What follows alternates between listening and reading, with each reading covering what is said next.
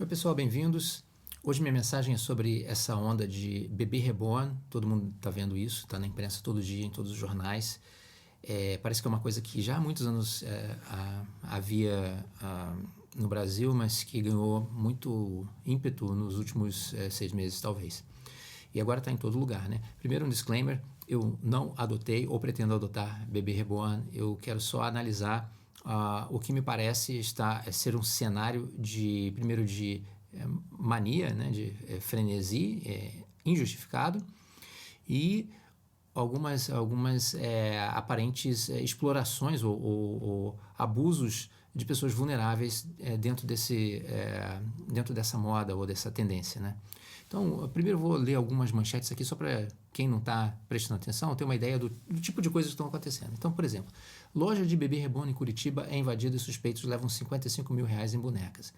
Primeira coisa, ninguém roubava boneca, né? Agora, como essas bonecas são super caras, que são bonecas hiperrealistas, agora tem roubo de boneca, porque vai vender bebê reborn no mercado negro.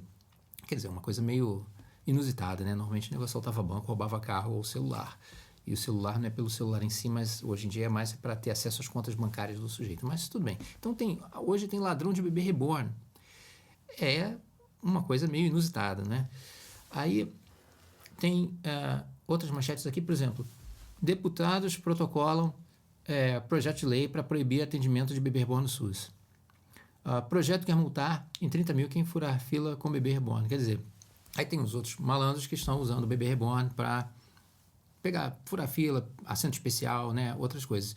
Não necessariamente o cara precisa ter um bebê altamente sofisticado, caríssimo. O cara chega lá com o bebê e diz, olha, eu tô com um bebê de colo aqui, eu quero furar fila. Então pensando em legislação em diversos níveis para impedir que as pessoas furem fila com bebê de plástico, com boneca de colo. Tudo bem.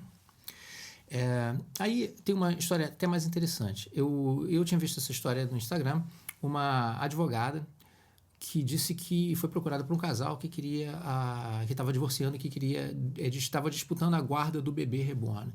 E aí era supostamente por apego emocional ao bebê reborn.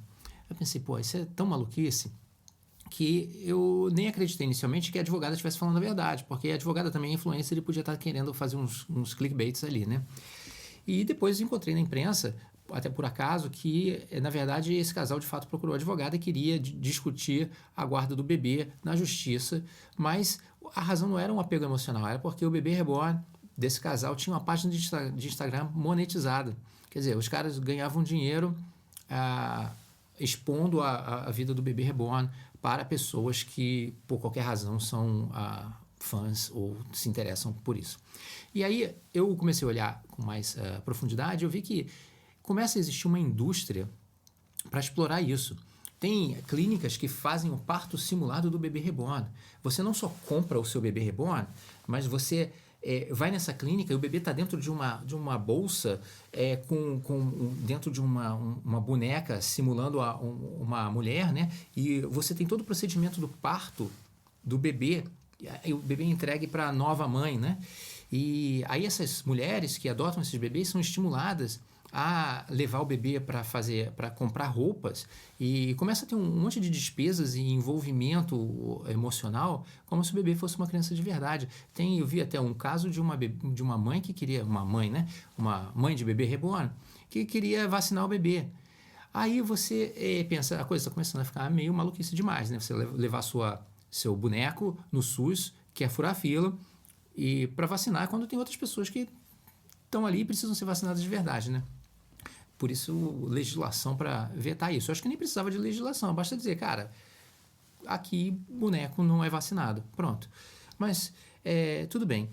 O que essa coisa toda me mostra é que não se trata apenas de um problema de algumas mulheres ou casais ou quem quer que seja quererem adotar esses bebês ou sequer do aspecto psicológico ou médico de talvez isso ter alguma função para alguns casos de, sei lá, depressão clínica e o psiquiatra diz, olha, vamos experimentar dar a essa pessoa aqui um bebê para ver se traz algum conforto, uma coisa assim. Isso eu consigo entender. O que eu estou vendo como um problema é que isso está se tornando uma indústria de abuso de vulneráveis, porque você começa a ter toda essa parafernália de partos simulados, de estímulo a que a pessoa vá na loja comprar roupinhas de bebê. Daqui a pouco tem loja especializada em tratar bebê reborn. Eu acho que tem até já essas lugares onde se faz partos e outras coisas. Isso, eles se vendem como se fossem clínicas de tratamento de bebê reborn, ou o que quer que seja. O detalhe específico não importa. O que importa é que você começa a ter um monte de gente, de oportunistas, que começam a tirar dinheiro dessas pessoas. E não só isso, estimular as pessoas a se aprofundar cada vez mais nessa maluquice. Deixa de ser uma coisa que talvez fosse um tratamento experimental que algum psiquiatra está fazendo com um grupo de mulheres e passa a ser uma exploração de pessoas que estão psicologicamente vulneráveis, e você começa a tentar estimulá-las a se aprofundar cada vez mais nesse negócio. Isso, a meu ver, é abuso de vulnerável. E tem de haver um policiamento, um cerceamento desse tipo de atividade. Porque você não pode se aproveitar de uma situação em que a pessoa tem uma dificuldade psicológica, passando por algum problema, ou pode ser que tenha um problema permanente, psiquiátrico, não sei, e não pode ser permitido que se erga toda uma indústria para explorar esse pessoal. Isso é inaceitável, né?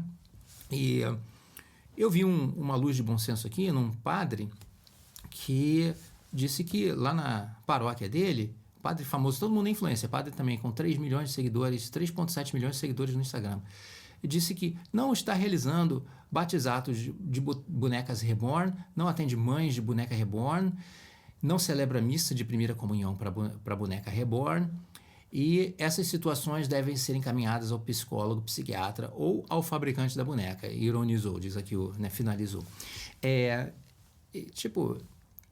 Eu acho que não precisa nem explicar, o padre tem toda a razão, não vai fazer batizado de boneca na igreja dele, não é?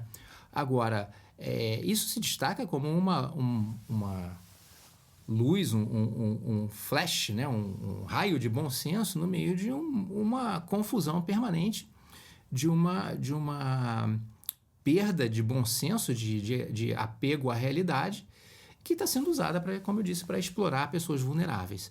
Então, eu acho que a gente tem que começar a dar um limite a esse negócio. Porque senão, qual é o limite de exploração que você pode ter? Isso é tolerável? Tudo isso é tolerável? As pessoas podem simplesmente tentar ganhar dinheiro em cima do cara que está com algum problema? Eu acho isso absurdo. Bem, essa era a minha mensagem de hoje. Acho que acabou durando mais do que eu esperava falar. Mas fiquem bem, um abraço e até a próxima.